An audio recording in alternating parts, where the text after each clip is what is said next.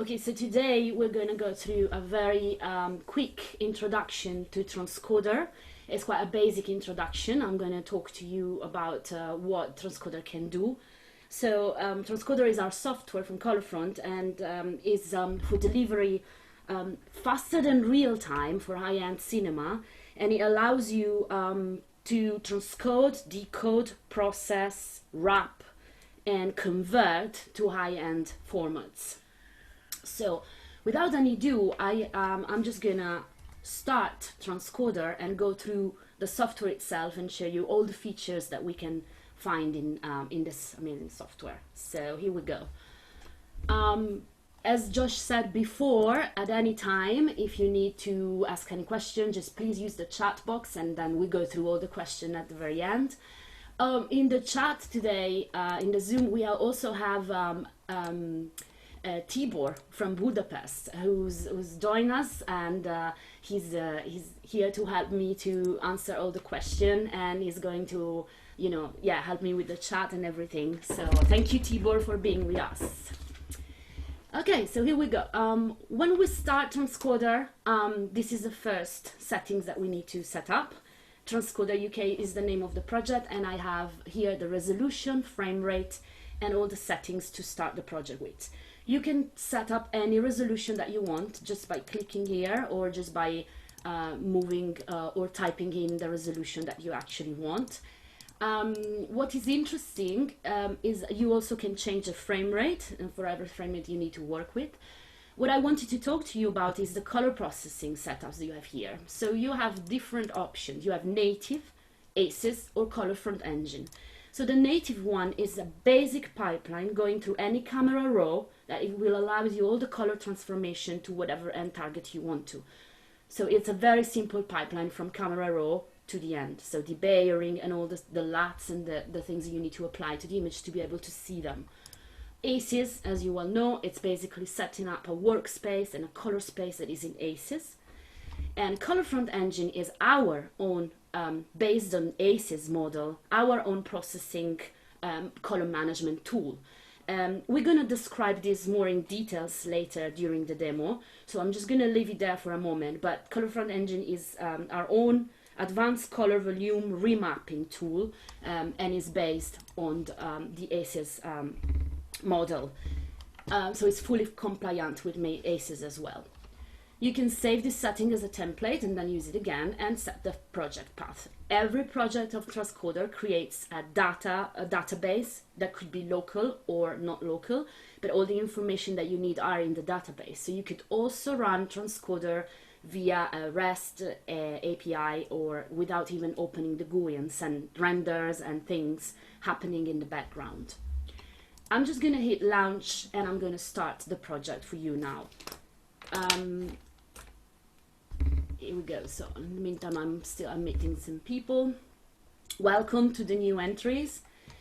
Okay, so this is the first page of Transcoders. We have a bin, master bin, where you can import all the material that you want to use. For example, text, video, audio, or subtitles and all that. So let's just go and grab some material. I'm just going to use some footage, just a shot in HDR. And another thing that I can load is some audio. So I'm just going to hit plus and just hit some 5.1 channel audio and just put it right there. So once your bin is filled with material, let me just try and maybe mute everybody. Oh, I think it's okay. So video and audio, they're both selected. I can just hit V and they're going to place themselves on the timeline format. So it's really nice. I can scroll through the video and the audio, so preview the image. Obviously here I can zoom in and out and move my image around. I can also move the timeline. So the timeline has some basic edit tools that you can use. You can scroll, you can move the footage and the audio separately. You can cut. You can also, as you can see here, you can also create, dissolve, add different type of dissolve. And then there are two nice things that I usually show because they're interesting. You have a way of set up a reel. So if you select your material first, then you can set up a reel that starts 10 seconds and ends 10 seconds before, and that will create a reel on top of your image that will set the actual duration of whatever you want to export or render. Or another thing, you can actually delete it very quickly. I'm just going to meet this other person. Another nice thing that you can do is an auto edit. So you set up as many black as you want, bars, and then you have your shot and then black at the end, and hit make edit. And Transcoder will create a timeline for you with the bars and the black at the beginning and at the end. So these are all like very, very neat little tools that allows you to basically really quickly edit your material. So as you can see, I'm just like moving back the audio to the original place where you used to be, and also basically you can also edit these things automatically and make it, you know, work like in a first edit option. Very basic tools, but they're there for you to work with. So this is the main page right here. So everything happens here in terms of editing and all. The second space that I wanted to show you is where the color and the transformation are happening actually. So you have a source material here. So in this case is a ProRes 444, and then you have a result here. In the middle you have these nodes that allow you to transform the image as you like. I show you a quick tour so you can duplicate, delete, or move the nodes around. But these are the different tools that you can apply in Transcoder. So we have in color space, we have all the different looks and Ariro and red and all the different debayers tools and color transformation that you need. In grading, we have all the primary color correction. So CDL and some curve and skin tones and print light and all that. In enhance, we have grain, gradients, sharpen, vignette, all that. In mask will allow you to create vignette and shapes. Transform will have a reframe or a resize or a zoom or things that you need to apply to transform the image. And in other, you have other tools like analyzer or the subtitle tool or some other option to split the screen and do other things, okay? Now, to explain this very quickly, I wanted to show you some examples. So you can create your own pipeline of things, putting all your nodes together to create what you like. Or you can actually click Shift O, and this will open a wizard that will help you to create some templates, some already prepared templates of color processing that are set up for you. So just to explain this very quickly, let me just show you. Let's pretend that this material is actually red and put it on native. Yeah. And I'm gonna hit create. So what's happening here is that we have in here, let me show you all the red debayering settings, so color red, red color, and the gamma correction, and all the other settings that you need for the debayer, so shadow, brightness, exposure, and all that. Then we have a node that is a reframe, so to adjust the resolution to the project resolution. Then we have a LUT, which could be a LUT that you load from another that you prepared before, or one of the preset LUTs. Here in this rectangle you have everything that's have to do with the grade. So in this case we have a CDL that allows me to change the slope, power, and the offset of the image. Then we have another LUT. Again, this is a show LUT, so this time is for exporting, for viewing. And finally, we have a burn-in. In this case, nothing is applied to it, but you could apply any, you know, information, scene, and time code that you would like to apply to your final result.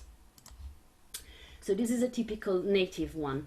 But let's look what it looks like if you have, starting from video, so in our case, ProRes 444XQ, but going with ACES. So if I create a typical ACES pipeline, you recognize here I have an IDT, yeah, that transform from linear to ACES, and then I have an ODT that gets out from ACES to the Rec 709 color space or whatever it needs to go. Obviously you can change this, you know, to whatever target monitor you have. Right, so this is a typical ACES pipeline. Another typical pipeline that I wanted to show you is going from video to Colorfront engine, which we talked briefly before. So this is based on the ACES model, some people say it could be like ACES 2. It basically is compliant with ACES, so you can work this in an ACES pipeline as well. But what it does is use our own mathematic and our own advanced formula that adapt the image and remap it to whatever target display you want. But what Colorfront Engine does, it takes in account the human visual process, the way the eye reacts, the human eye reacts to the light and everything. So it's actually different from the ACES and works the material in a different way. But the concept is similar. So you go from linear Rec 709 to the Colorfront color and log. Then we have some technical grading, so temperature, tint, and exposure. Then we have some grading in terms of brightness, contrast, and everything. Then another transformation that brings the image from Colorfront color to AP1 D65 in this case. Another interesting thing about Colorfront Engine is we have a master look blending option. So we prepared all these looks that basically get your image to what you need to, at the state you need to start that color grading process that will happen somewhere else or, in a second hand. And these looks can be blended together. But basically what's important in this is that no matter what camera you're coming from and no matter what target you're coming from, the Colorfront Engine will get you to the same results, and will always keep in mind and will always maintain the original creative intent. And so this gives you a lot of assurance and a lot of control over the quality of the color of your images. I'm going to mention quickly that we took this whole pipeline and condensed it into one node, Colorfront Engine, and also this node is available as a plugin to use in DaVinci for the moment, like an OpenFX plugin, which means that you can use the tools of color grading that you have in DaVinci or other software, but in a Colorfront Engine environment as color space, which allows you to actually work the image with the formulas and the mathematical formulas that we use in our transformation. Okay, so let's move on. What's interesting is that this result right here, well, I can create another result and another again, no? So I can create as many results as I want simultaneously, and this can be exported as well simultaneously. So I can create 3, 4, 5 different results with different color space, different reframes, different burn-ins, and those will go out in my encoding page at the end simultaneously. So for example, let's use another example here. I'm going to apply quickly a grading node just to show you what are the capability in this case. So we have slope, power, and offset. Let me get my tools out. So you can attach a panel obviously to the transcoder. I usually use the tangent or whatever panel you have. I'm going to do a very quick look. Bear with me. It's kind of psychedelic, but let's keep it. I just want to show you how easy it is to basically select both the results and then just very quickly jump between them, or even have them like side by side and compare different results, different color grades, different looks that you're applying to your results to see them together, right? Okay, so let me move on. Yeah, the next step that I wanted to show you, let me just quickly just rearrange this and bring it back to its original position because I failed to do it before, didn't realize. There we go. So last page but not least is the P page, which is where you want to do all your encoding. This is where the encoding happens. So let me just browse quickly to the options you have. So all the Avid DNX options, Avid SD, all the QuickTime apps option, Apple ProRes, all the different ProRes options. This is for disk, so MPEG, HEVC, all the different flavors. We got some web option like DAX and PIX, other apples, broadcast, so H.264. These are the images, so DPX, EXR, JPEG, and all that. Then we have audio, so you can export different audio files.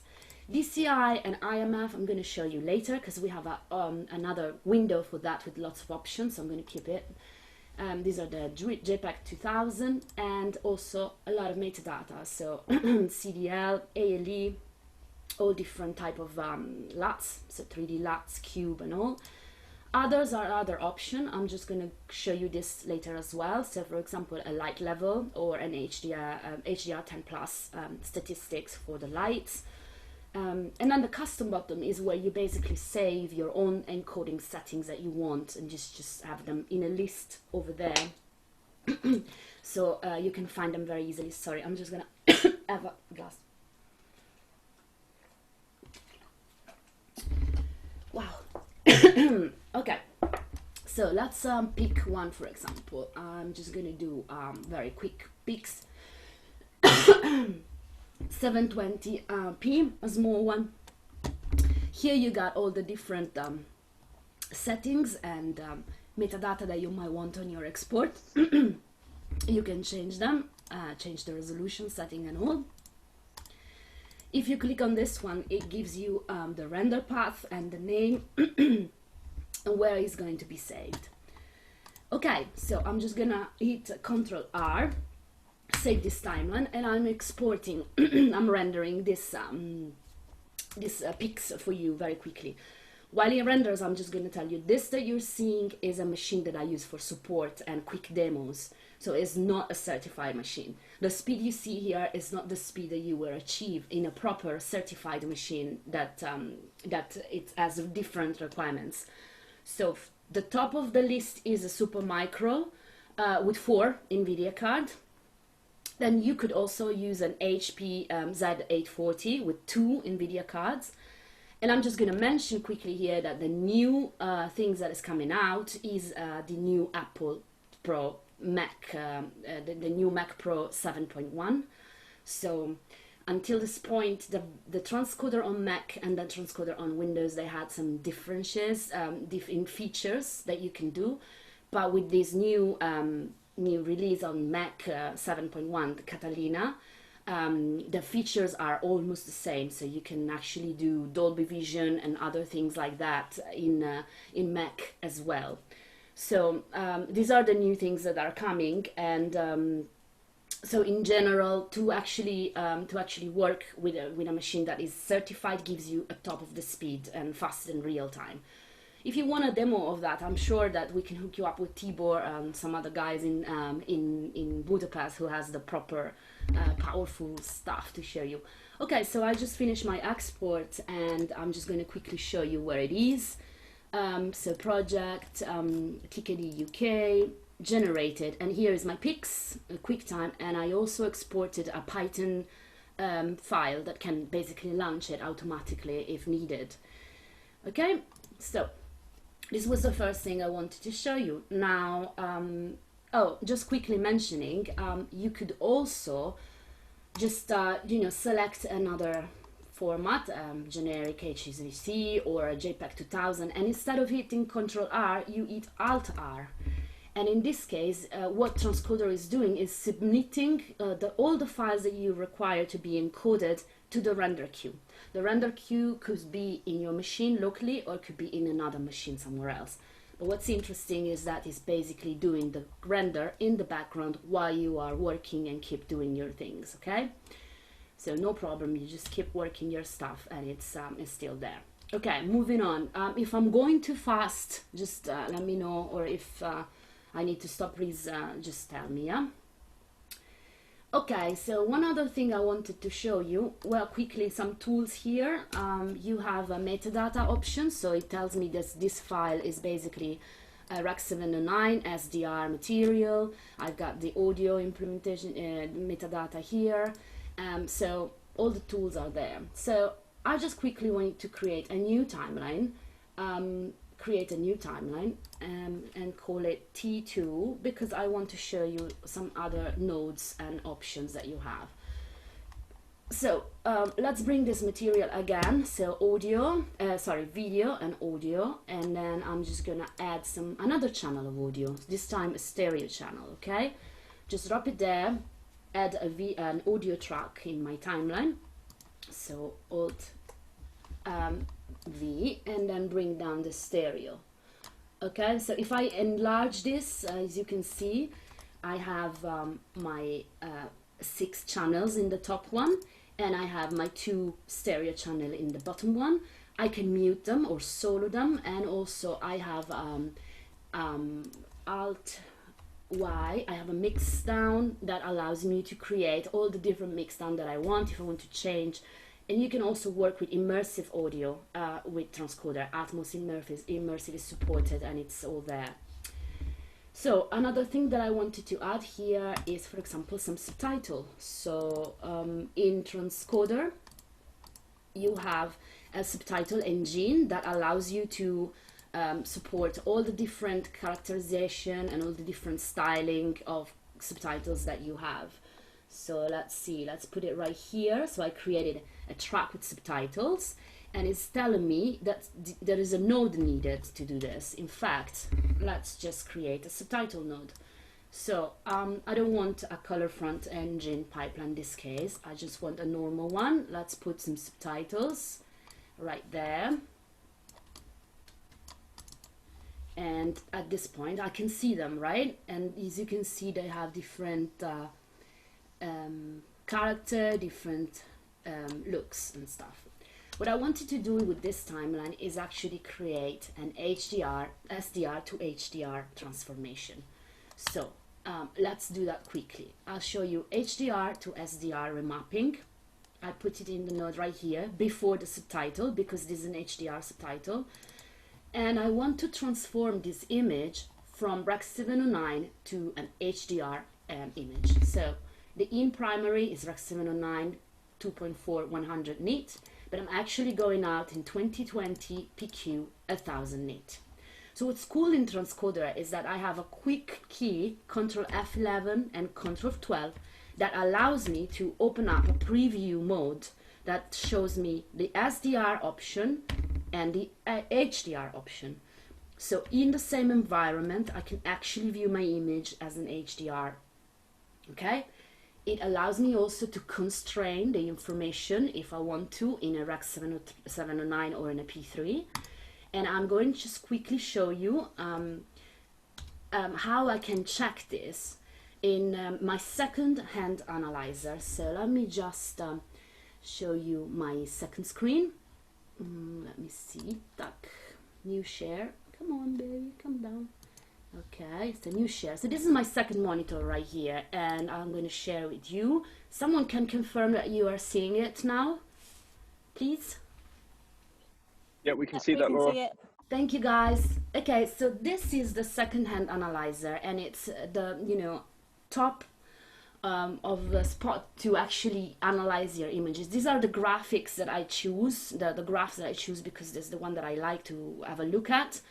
But basically, the moment that I change my viewing from SDR to HDR, you can see that all my graphs are changing. Yeah, and I can actually have complete control over the image and look at the brightness and what's happening during the transformation. Also, these two bars give me warnings. So I have a brightness and a gamut bar, and this gives me warning every time I exceed the brightness or the gamut in my transformation.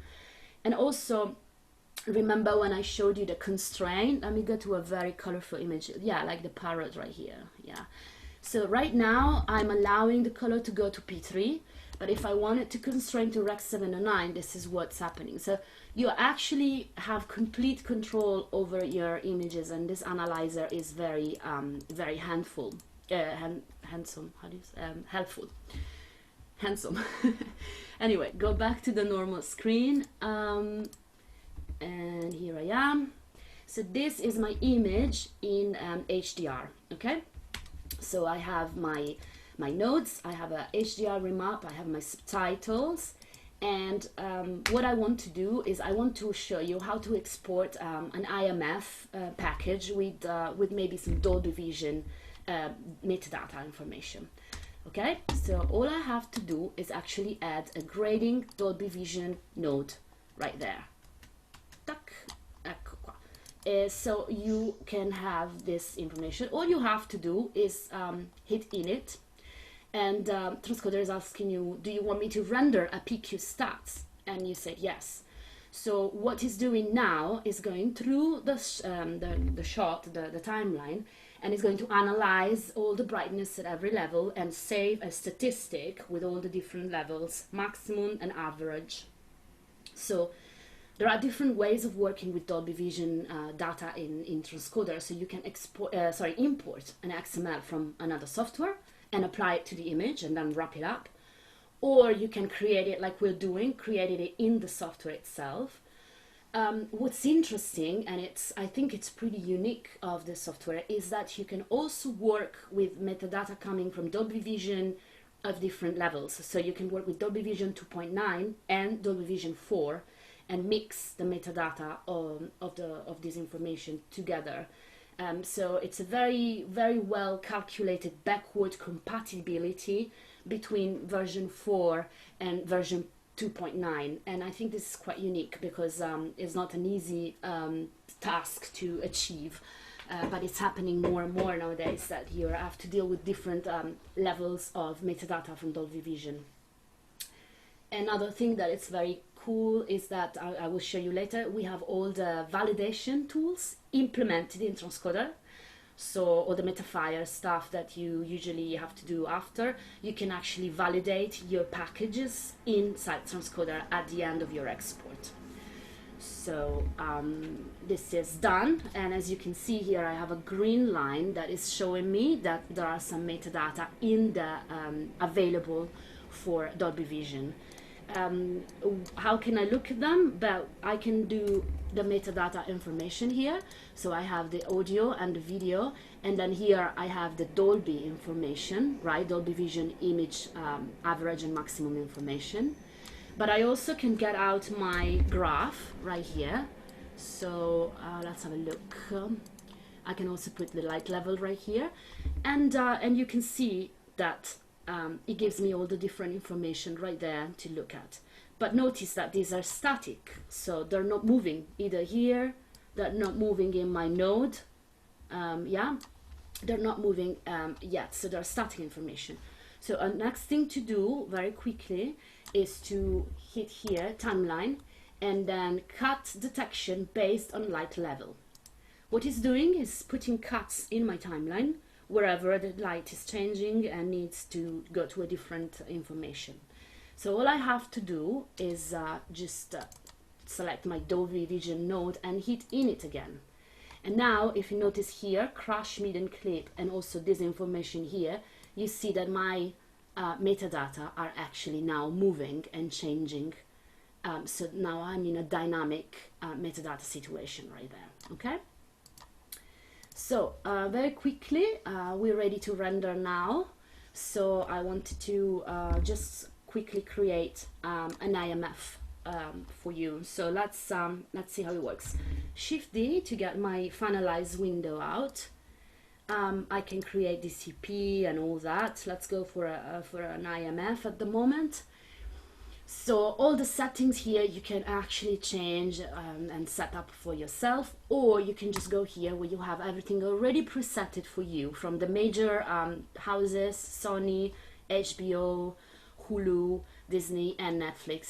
So I'm going to create an IMF next Netflix HDR, and I quickly show you that you can still change the encoder. For example, because my computer is a bit, it's a little, I'm going to do an HD and I'm going to do YUV422 and maybe 400 megabits, so it's a bit faster.